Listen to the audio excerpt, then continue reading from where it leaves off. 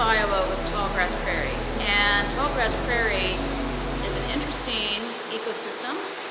Whether we know it or not, we're in an ecosystem in the same way that we're in an economy, right? We're in a global economy, we're in a local economy, we're also in an ecosystem.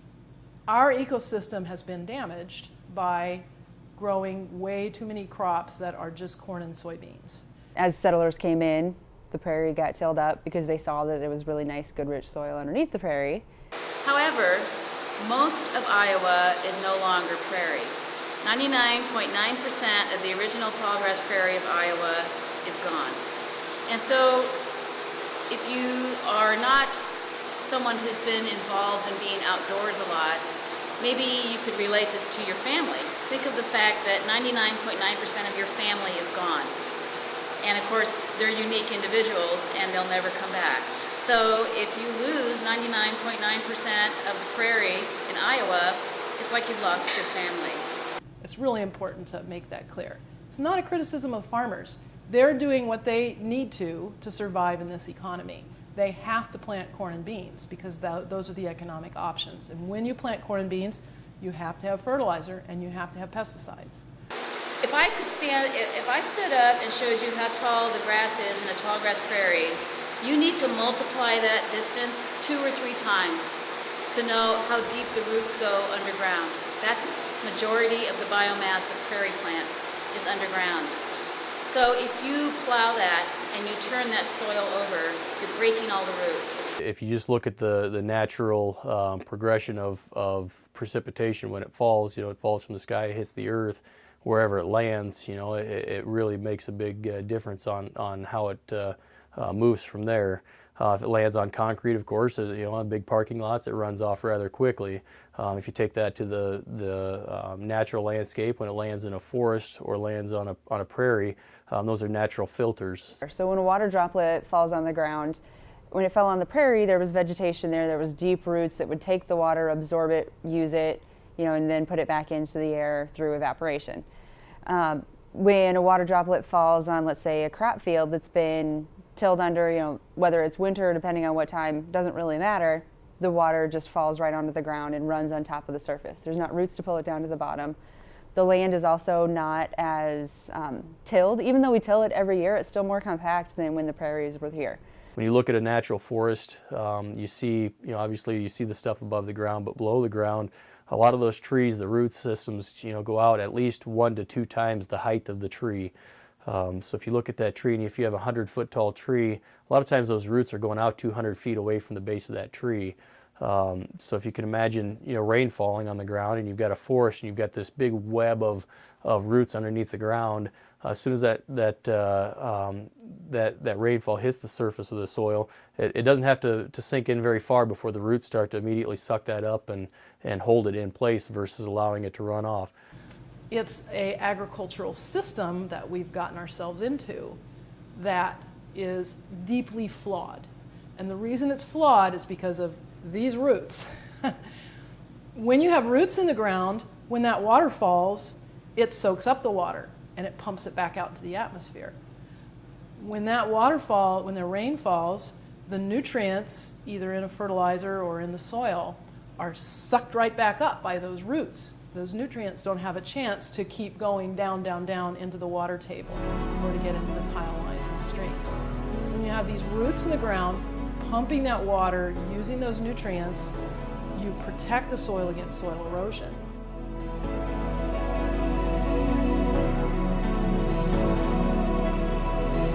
Got all this dead, recently killed plant material, and it is perfect, slow-release organic fertilizer. And that's why 99.9% of Iowa's prairie is gone, because it's wonderful farmland. It's really the richest soil on the planet.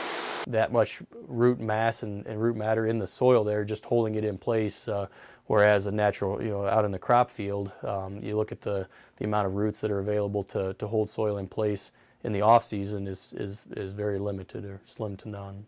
That soil is our heritage. It's the future of humanity in terms of feeding people. Without soil, you can't feed people. And this is what we're about in this state, is feeding people. So we have a responsibility to future generations and to current generations to protect this heritage, this soil. Go in your mind to a typical suburban lawn in somebody's yard, and we've got something that we call Kentucky bluegrass. I like to call that wimpy grass. It is not a taxonomic term, but the roots are only about this deep. So imagine 3 times as tall as I am compared to this. And so when you have this kind of lack of root development in the soil, you get massive rains, flooding. I mean, when flooding occurs, you get huge amounts of topsoil washed into the river systems. A lot of folks that may have lived in the city before are moving out a little bit further on the edges of cities. Cities are expanding. Anywhere that a city can be near the edge of some nice looking prairie or timber, people want to plant a house right in the middle of it and have, like I said, have their own little slice of heaven. So that's something that is very difficult to manage around. We are animals on the planet. We take in resources and give off waste just like any other living organism. So to use a resource by itself is not bad. That's not a bad thing, because that's how all life on Earth operates. The bad part is the rate of destruction. Right now, the role that Iowa's forests play in the state of Iowa's economy are pretty important. The forestry in the state of Iowa supports somewhere around 18,000 jobs. So as you lose more forest, of course, you lose more resource that supports those jobs.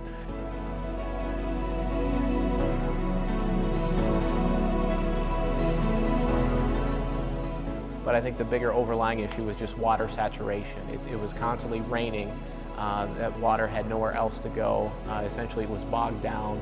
The water couldn't soak in, and again, it just started migrating to the lowest lying areas, which were the watersheds. And in the end, it all funnels down the major waterway. It used to take several days for a rainstorm to be absorbed before you would see it in the river.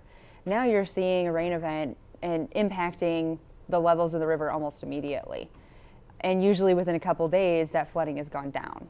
So it's coming in quick, it's going out quick. That's why we're seeing more of the flash flooding events. We're seeing bigger volumes of water come into our waterways.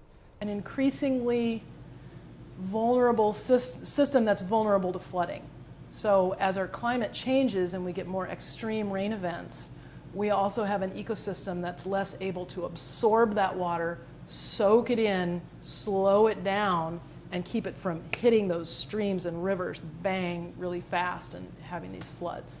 Yeah, the way that we have treated our soils and how it's changed, whether it's changing from prairie to cropland or really development in general is the reason we have flooding that we do. It's considered a non-point cause because you can't point to one prairie or one piece of land that's causing it, but as a whole, it's this change in how we treat our land. Because of those crops, we have a lot of flooding that we didn't used to have, and we have a lot of pollutants in our water, both our groundwater, our drinking water, and in our rivers and streams. One of the topics to address when building anything is looking at runoff, how it can be contained on the property and released gradually off the property so it has a chance to soak in. So a buffer zone is basically a vegetative strip between a body of water and a land that's being used for something, whether it's a land development for housing or whether it's cropland.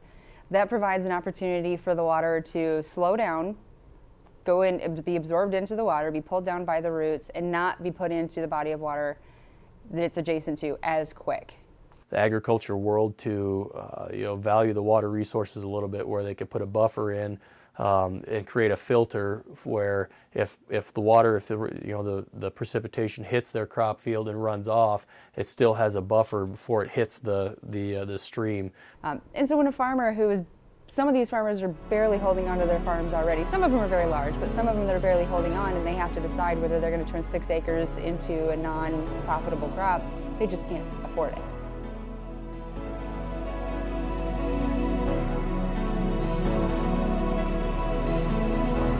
It is very difficult to get a handle on, and not everybody even agrees it's a problem.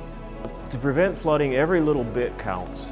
The one way that I like to think about it is every inch of concrete that's poured is an inch of earth that's not being able to drain. So we need to address how are we going to take care of that drainage issue that's created by that concrete. I'm not opposed to concrete. I understand the need for hard surfaces.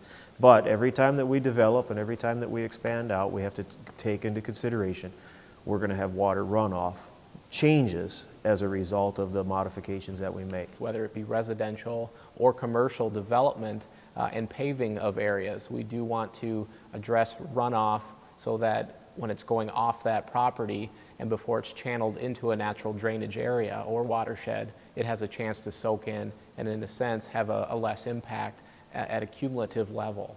So it's more manageable.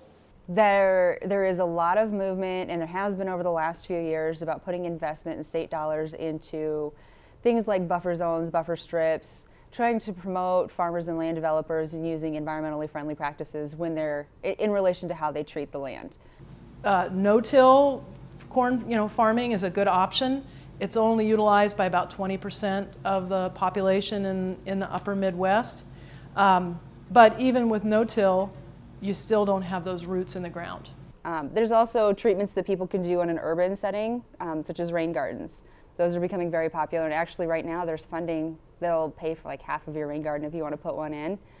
And then the state also has Iowa Rainscaping Program that provides the guides and everything you need to know to do a rain garden. There are several government programs that help farmers install those buffers.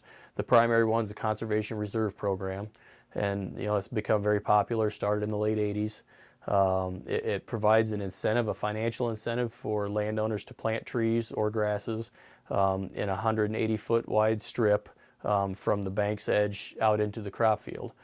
Some cities, like the city of Cedar Falls, is actually starting to require new developments to put in buffer zones and rain gardens and bioswales, which is wonderful. Waverly hasn't decided to do that yet. If you're next to that dry run and you see that it's obstructed, keep it open, because the dry run is intended to move the water through.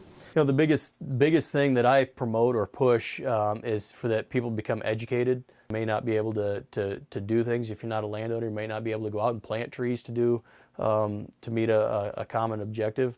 But if you can be at the coffee shop or somewhere someday and you can get to talking about it and say, hey, I read about this program, it's a great program, that'll help spread the word and hopefully... Participate in your park systems. Participate in the events that have to do with natural resources. Even if you have nothing to do with agriculture directly, you eat. So yes, you do. So I would say read, learn, understand how serious the problem is, and then don't allow others to push that problem to the side, because the future of your state is riding on that.